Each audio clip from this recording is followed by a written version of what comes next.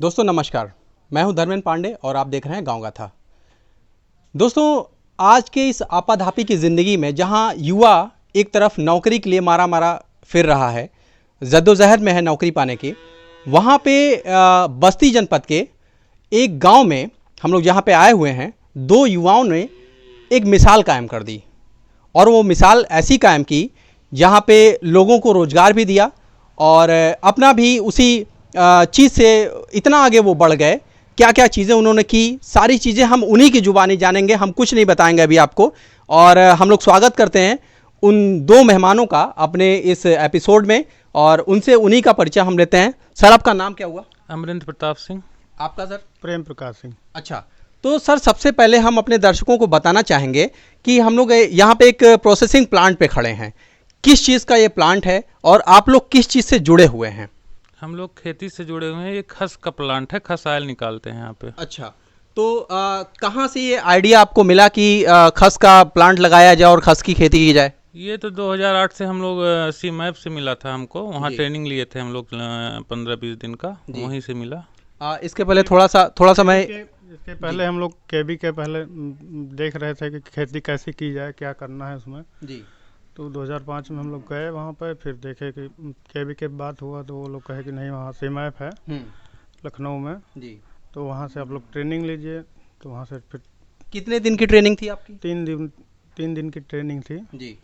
तो मतलब 3 दिन की ट्रेनिंग आपको कंप्लीट मिली, उसके बाद आपको प्रेरणा वहीं से मिली कि खस की खेती हमें करनी है। वहाँ से हमको ये कई फसलें बताई गई, उसमें से हम लोग चुनाव यही बाढ़ इलाका था हमारा। अच्छा।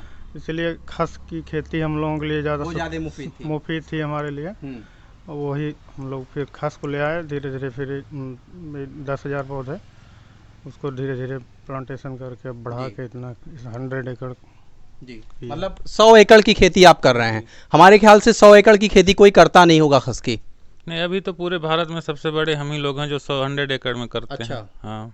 तो क्या क्या दुश्वारियां आती हैं? जैसे हम थोड़ा सा कुछ इसके बारे में, खस की खेती के बारे में भी अपने दर्शकों को बताना चाहेंगे कि क्या क्या दुश्वारियां आती हैं। सबसे पहले हम दुश्वारियों की ही बात करेंगे कि खस की खेती अगर हमें शुरू करनी है तो शुरुआत हम कहाँ से करें और क्या क्या परेशानियां आ सकती हैं, उसके लिए हम कैसे माइंड मेकअप करें। परेशानियाँ तो ज़्यादा नहीं है इस अपने एरिया में, बस सबसे ज़्यादा परेशानियाँ यही है कि लेबर जो है यहाँ लेबर थोड़ा कम मिलते हैं। हम लोगों को लेबर बाहर से लाना पड़ता है। केवल लेबर की ही हाँ, समस्या है? लेबर की समस्या है, बाकी तो सब हो जाएगा। अच्छा, क्या सीजन होता है इसके प्लांटेशन का? इसका सीजन होता है वैसे तो आप अक्टूबर, सितंबर, जुलाई में भी कर सकते हैं, लेकिन हमारे यहाँ उपयुक्त जो है 15 जनवरी से लेके 15 मार्च तक। 15 जनवरी से 15 मार्च तक। जी। तो प्लांटेशन करने से पहले अगर हम बात करें वहाँ के सॉइल की, हमें वहाँ की मिट्टी कैसे चाहिए होती है और जलवायु का कितना असर पड़ता है? जलवायु तो सही है, सभी जगह हो जाता है खस, पूरे विश्व में भी खस हो सकता है किसी भी जलवायु में। जी। लेकिन यहाँ जो है यहाँ की जो जलवायु है पौधा लगने के लिए सबसे उपयुक्त फरवरी ही माना जाता है। अच्छा। हाँ। मिट्टी कोई भी सही है, सबसे अच्छी बलुई दोमट बलुई करने के लिए हमको अगर 1 साल की क्रॉप करनी है तो फरवरी में ही लगा के जी वो करेंगे। जुलाई में करेंगे तो 18 महीने हो जाएगी वो क्रॉप। अच्छा, मान लीजिए आपने प्लांटेशन कर दिया, आफ्टर दैट क्या प्रोसेस होगा कि कितने दिन में हम उसकी खुदाई करेंगे? 11 से 12 महीने में हम इसकी जड़ निकाल लेते हैं। अच्छा, 11 से 12 महीने में, जी। मतलब साल भर का हमें इंतजार करना जी, होता है। जी, साल भर का अच्छा, फसल। एक चीज़ मैं बीच में और थोड़ा सा अपने दर्शकों को जानकारी देना चाहूँगा कि इसमें क्या कुछ पेस्टिसाइड वगैरह का भी छिड़काव वगैरह ज़रूरत पड़ती है? नहीं, पेस्टिसाइड नहीं डालते, थोड़ा सा जैविक और ये DAP यूरिया थोड़ा बहुत डालते हैं, पोटास। ज़्यादा पेस्टिसाइड नहीं डालते हैं। जी। अभी हम लोग आपके प्रोसेसिंग प्लांट पे हैं, तो प्रोसेसिंग प्लांट मान लीजिए आपने जड़ की खुदाई कर ली और उसके बाद यहाँ पे ले आते होंगे, क्या प्रोसेस है? ये जो सारी मशीनरी आपकी दिख रही है, थोड़ा सा हमारे दर्शकों और किसान भाइयों को ये भी आप थोड़ा सा बताएं। जड़ वहाँ से आने के बाद झड़ की धुलाई करते हैं वहाँ। अच्छा। उसके बाद इसमें टैंक यूनिट में डालते हैं, उसके बाद इसको पकाया जाता है। अच्छा। हाँ, स्टीमिंग करते हैं, तो इसी स्टीमिंग से ऑयल आता है। अच्छा, स्टीमिंग से ही ऑयल निकालते हैं? जी। तो क्या रेशियो रहता होगा ऑयलिंग का? ऑयलिंग का क्या, लगभग मान लीजिए 1 घंटे में 40 से 50 ग्राम। अच्छा, 40 से 50 ग्राम ऑयल हम पाते हैं? जी, 1 घंटे में। अच्छा, तो दूसरी चीज़ मैं ये आपसे जानना चाहूँगा कि मान लीजिए हमारा ऑयल अब तैयार है, ठीक है, हमने उसकी पैकेजिंग या बॉटलिंग कर ली है। अब सबसे बड़ी समस्या किसान के सामने आती है कि मार्केट। अब हमको मार्केट चाहिए होता है अपना प्रोडक्ट बेचने के लिए, तो आप ये मार्केट कहाँ से बना पाते हैं, कैसे बनाते हैं? मार्केट तो हम लोग थोड़ा नेट से भी सर्च करते हैं, बाकी कुछ लोग हैं जैसे सीमैप से भी मार्केटिंग का कुछ मिल जाता है कि कौन वहाँ हर साल सेमिनार भी लगता है, उसमें तमाम उद्योग वाले तमाम कंपनियां आती हैं जो हमसे डायरेक्ट संपर्क में भी हैं, हमारे यहाँ से ही तेल ले जाती हैं। जी। अच्छा सर, ये हमें बताइए आप कि ये जो ऑयल है इसका यूज़ क्या है? सबसे बड़ी बात कि इसको किस यूज़ में लेते हैं, मेडिसिन यूज़ हुआ या भी अदर्स जो प्रोडक्ट्स होते हैं उसमें भी शायद एरोमा के लिए यूज़ किया जाता है? ये एरोमा के लिए यूज किया जाता है, मेडिसिन में भी हल्का फुल्का यूज किया जाता है। ये परफ्यूम बेस ऑयल है, हर जगह यूज, हर चीज़ में यूज किया जाता है। ये एंटीबैक्टीरियल, एंटी फंगल, अच्छा, बहुत प्रचंड, और इसमें कैंसर में भी अभी भी इसका चल रहा है बहुत, मतलब एंटीऑक्सीडेंट वाले भी गुण इसमें पाए जाते हैं बहुत ज़्यादा। तो कैंसर के लिए इसका चल रहा है, इसको उबाल के इसके जड़ को गर्म करके उसके बाद जो पानी निकाला जाता है उसके पीने पे थोड़ा बहुत कैंसर में है, इसका शोध हो रहा है। कुछ दिन में रिसर्च अभी क्लियर नहीं हुआ, पता चल, मतलब रिसर्च जारी है, रिसर्च जारी है अभी। कितना ये जो आपने प्लांट यहाँ पे लगाया हुआ है, तो इससे जाहिर सी बात है आपने गांव में लोगों के लिए रोजगार पैदा कर दिया। जो लोग बाहर दिल्ली बम्बई जाते थे कमाने, वो आज अपने गांव में ही रह के यहाँ पे काम करके यहाँ से आर्थिक लाभ उठा सकते हैं। तो कितने लोगों को आपने नौकरी दे दी इससे? लगभग मैं अपने गांव में कम से कम 100 घरों से ज़्यादा लोगों को नौकरी दी है, और लगभग बाहर से हम 450-500 घर ले आते हैं लखीमपुर से। अच्छा, हाँ, मतलब एक बहुत बड़ा वो है, संख्या है, बहुत बड़ी संख्या है जिसको आपने रोजगार मुहैया कराया है। हम लगभग बाहर से 450 घर ले आते हैं हर साल। नवंबर से लेके कम जून तक यहाँ रहते हैं वो लोग, और बाकी यहाँ लोकल में जो 100-150 घर हैं हमारे, उनको भी हमने रोजगार दे। कोविड का भी यहाँ पे कुछ ना कुछ प्रभाव पड़ा होगा, तो मार्केट अभी इसका खसका कैसा चल रहा है? मार्केट तो इसका 2019 से लगभग बैठ गया जैसा गया है। पहले इसका रेट लगभग 21,000-22,000 था, इस समय 2020 में लगभग 13 से 14 हज़ार में था, इस समय 10, 10.5, 11 हज़ार तक है। अच्छा, मतलब काफ़ी जो है डाउन हुआ, प्राइस काफ़ी डाउन हुआ, आधे पे आ गया है। किसानों को बहुत नुकसान हो रहा है इससे, और ये इंटरनेशनल प्राइस है, यहाँ का नहीं है। जो इंटरनेशनल रेट होता है उसी हिसाब से बड़े लोग करते हैं, लेकिन इंडोनेशिया में काफ़ी उत्पादन आगे बढ़ा है, तो उसी से कुछ डाउन हुआ है यहाँ पे। तो मतलब अभी मार्केट इसका डाउन चल रहा है। तो हम थोड़ा सा ये भी, आप जो हमारे किसान भाई चैनल हमारा देख रहे हैं, उनको क्या सजेशन आप देना चाहेंगे कि खस की खेती वो करें, या फिर वो ट्रेडिशनल खेती में जैसे गेहूं हो गया, चावल हो गया, सरसों हो गया, इस तरह की जो खेती करते आए हैं वो उसी में रहें?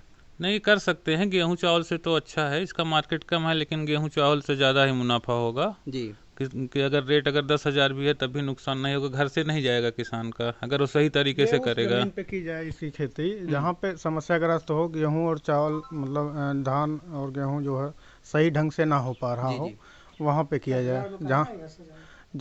जहाँ पे पानी ज़्यादा लग रहा हो या जहाँ ज़्यादा सूखा पड़ रहा हो, वहाँ पे आप खेती इसकी खेती कर सकते हैं। मतलब अगर डाउन जगह है तो वहाँ पे उसकी खेती के लिए मुफीद जगह है वो। जी, जैसे जहाँ कुछ भी ना हो, जहाँ ऊसर हो, जहाँ कुछ भी नहीं हो सकता, वहाँ खस लगा सकते हैं।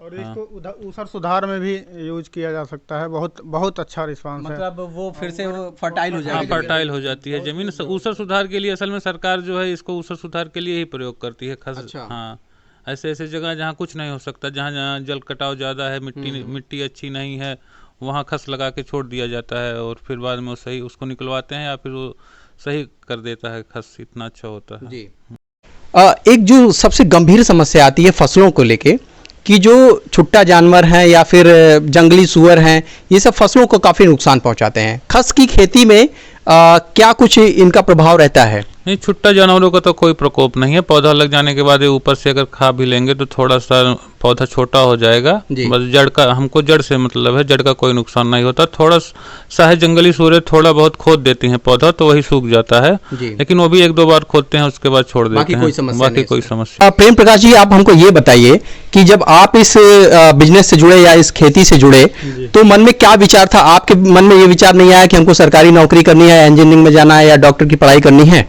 नहीं, हम लोगों के पास ज़मीनें थी खेती करने के लिए, तो ये देखा गया कि हम इस ज़मीन का यूज कहाँ कर सकते हैं, कैसे कर सकते हैं जी। तो फिर कुछ देखा गया, इधर उधर साहित्य पढ़ा गया, फिर समझ इधर KVK पर जाया गया, तो जो समझ में आया कि औषधियों खेती जो है गेहूँ धान के अनाज की फसलों से ज़्यादा बढ़िया मुफीद होगी हम लोगों के लिए जी। और ज़्यादा कैश क्रॉप होगी है। तो उसके बाद इसी पे खस को चुनाव करके आगे बढ़ाया गया इसको जी। दोस्तों आपने देखा हमारे साथ दो युवा साथी जो किसानी और खेती से सैकड़ों घरों को रोजगार मुहैया करा रहे हैं, अपना भी नाम, जनपद का नाम और राज्य का नाम रोशन कर रहे हैं और कितनी लगन और मेहनत के साथ ये अपना बिजनेस, अपना ये खेती किसानी का काम वो करते आ रहे हैं। और ये जाहिर सी बात है कि युवाओं के लिए, जो आज की भटकी हुई युवा पीढ़ी है जो डिप्रेशन का शिकार हो गई है, उनको निश्चित रूप से आप दोनों लोगों से प्रेरणा लेनी चाहिए। तो हमारे साथ इस एपिसोड में हमारा साथ देने के लिए आप दोनों का बहुत बहुत धन्यवाद और हम उम्मीद करते हैं कि आप इसी तरीके से आप अपने जनपद का नाम रोशन करते रहेंगे। जी थैंक यू, बहुत बहुत धन्यवाद। जी बहुत पहले, आज से लगभग 15 साल पहले प्रेम प्रकाश सिंह जो डिंगरापुर के रहने वाले हैं, दुबौलिया विकासखंड जनपद बस्ती के, और उनके पिताजी ने मिल करके इस काम को शुरू किया था। उन्होंने कहीं नेट पे देखा था खस की खेती के बारे में, तो उन्होंने कृषि विज्ञान केंद्र बस्ती से संपर्क किया था और कृषि विज्ञान केंद्र बस्ती ने उनका सहयोग किया। उनको सीमैप भेज करके उनको ट्रेनिंग करवाया गया। वहाँ से उनको प्रजातियाँ जो खस की उस समय अच्छी थी वो दी गई थी, जिसकी खेती इन्होंने शुरुआती दौर में 25 से 30 एकड़ में शुरू किया था। और उससे जब इनको फ़ायदा बहुत अच्छा मिलना शुरू हुआ तो इन लोगों ने उसको बढ़ा करके इस समय वो 150 एकड़ एरिया में खस की खेती कर रहे हैं। और उन्हीं से प्रभावित हो करके जो है, उन्हीं के चचा के लड़के हैं अमरेश सिंह जो है, वो इनके साथ जुड़ गए हैं। हालांकि वो बाहर पहले इंजीनियरिंग की पढ़ाई कर रहे थे, लेकिन अब वो पूरी तरह से खस की खेती में दोनों लोग मिल करके इस काम को कर रहे हैं। और इस समय अगर देखा जाए तो भारत के सबसे बड़े सप्लायर भी हैं और ये मल्टीनेशनल कंपनियां जैसे डाबर है, बैद्यनाथ है, ऊंझा है, या और जो तमाम सेंट बनाने वाली कंपनियां हैं उनसे ये टाइजअप करके और उनको ये सेंट, ये जो खस का तेल बिक्री का काम करते हैं। शुरुआती दौर में इसकी कीमत जो है बहुत अच्छी थी, 25 से लेकर के 30,000 रुपये लीटर था। इस समय थोड़ा सा मार्केट डाउन चल रहा है, 14,000 से लेकर 15,000 रुपये लीटर इनका खस का तेल बिक रहा है और 1 एकड़ में लगभग 10 लीटर इनको तेल प्राप्त हो जाता है। क्योंकि प्रजातियां बहुत अच्छी आ गई हैं, पहले ये इतना नहीं मिलता था, तो इसलिए ये बहुत ही लाभकारी है। और सबसे अच्छी बात यह है कि इसमें जो हम जिस क्षेत्र में, जिस खेत में इसकी बुआई करते हैं, उसके लिए वेस्ट लैंड, दियारा लैंड की आवश्यकता होती है, जो नदी के किनारे का इलाका है, जहाँ पे बरसात के सीजन में बाढ़ भी आ जाती है। और उस एरिया में हम इसकी खेती करते हैं। तो एक तरह से अगर देखा जाए तो फ़ायदा ही फ़ायदा है इस काम को करने में। थोड़ा सा इसमें प्राइमरी स्टेज पे अच्छी प्रजातियों का चयन करना पड़ता है। बुआई के समय इसमें खाद का बढ़िया से मैनेजमेंट करना पड़ता है। फिर थोड़ा सा खुदाई में और रोपाई में, फिर इसकी जो है 1-2 गुड़ाई करनी पड़ती है। उसी में जो भी खर्चा आता है। बाकी ये काफ़ी अच्छा, एक तरह से काफ़ी अच्छी फसल होती है। इसमें रोग बीमारियां भी बहुत ज़्यादा नहीं कोई आती हैं। तो अगर देखा जाए तो ये एक बहुत ही लाभकारी खेती है। लगभग 150 एकड़ में कितने का टर्नओवर कर पाते होंगे लगभग में? इस समय तो पांडे जी मान के चलिए कि 1 करोड़ रुपए से ऊपर का इनका टर्नओवर है वार्षिक। प्रक्रिया को K7 वैरायटी है, सबसे पुरानी और सबसे अच्छी वैरायटी मानी जाती है खस की। इसमें इसकी मतलब क्वालिटी अच्छी होती है, ऑयल थोड़ा हल्का सा कम होता है, लेकिन इसमें जड़ जो है, अभी ये बहुत छोटा पौधा है, ये जड़ यहीं से काट के ये निकाल लिया जाएगा, इसी का ऑयल निकाला जाएगा। होंगी तो इसकी खुदाई क्या आप श्रमिक से कराई जाती है, इसमें मशीनें लगाई जाती हैं? इसमें ट्रैक्टर से भी हो सकता है और श्रमिकों द्वारा भी होता है। जी, तो हम जी। लोग लेकिन श्रमिक से ही करवाते हैं इसमें। क्यों, मशीनों से क्या नुकसान है? मशीन का बिगड़ना हुआ और गहराई, कहीं खेत भी उबड़ खाबड़ है, थोड़ा सा खाला नीचा ऊंचा, तो लेबर आराम से खोदती जाती है, बराबर से खोदती है, जड़ भी निकल जाती है पूरी। जैसा कि दिख रहा है जलभराव वाला क्षेत्र है और यहाँ पर मुझे लगता है कि बरसात के समय में कोई दूसरी फसल नहीं होती होगी, तो क्या ऐसे जलभराव वाले क्षेत्र के लिए खस की खेती मुफीद मानी जा सकती है? बिल्कुल सबसे अच्छी फसल है जल भराव के लिए, तो सबसे अच्छी फसल है। धान भी नहीं हो सकता यहाँ पे, लेकिन ये खस जो है 1 महीने अगर डूबी रहती है तब भी ये बची रहेगी और अच्छा रिस्पॉन्स देगी। अच्छा बताइए, मान लीजिए जैसे कुछ लोगों का खेत खाली है, बाग है, उसमें कटे पीटे थोड़ा जहाँ वहाँ भी हो सकता है बाग वाग के अगल नहीं, बगल? बहुत छाँव में नहीं होगा, लेकिन अगर हल्का फुल्का छाँव है तो हो सकता है। और दूसरा, जैसा यहाँ दिख रहा है ये पूरा जंगली एरिया दिख रहा है, ऐसे में यहाँ जंगली पशुओं का बड़ा प्रकोप होगा, तो फसलों को नुकसान नहीं दिख रहा है, तो क्या पशुओं से इसको नुकसान नहीं होता है? सभी भाईचारे से यहाँ हमारी फसल में रहते हैं जी। सांप से लेके सुअर और नीलगाय और जंगली जानवर सभी आराम से यहाँ पे रहते हैं। खस भी हमारी उसी में बढ़ती रहती है। तो अगर मान लीजिए इसको पशुओं ने चर लिया तो जड़ों को नुकसान? जड़ नहीं नुकसान होगा, पौधा हल्का सा कम हो जाएगा, लेकिन वो भी फिर डेवलप